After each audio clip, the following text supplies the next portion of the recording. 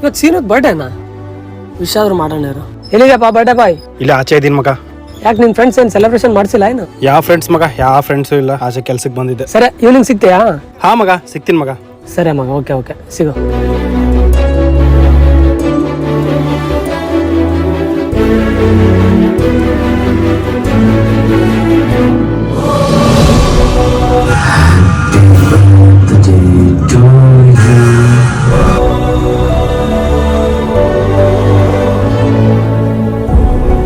Hi ಎಲ್ರಿಗೂ ನಮಸ್ಕಾರ. ನಾವಿವತ್ತು ಸೆಲೆಬ್ರೇಷನ್ ಮಾಡಿರೋದು ಬನಶಂಕರಿಯಲ್ಲಿರೋ ಬಿನ್ಸ್ ಟೌನ್ ಅಲ್ಲಿ.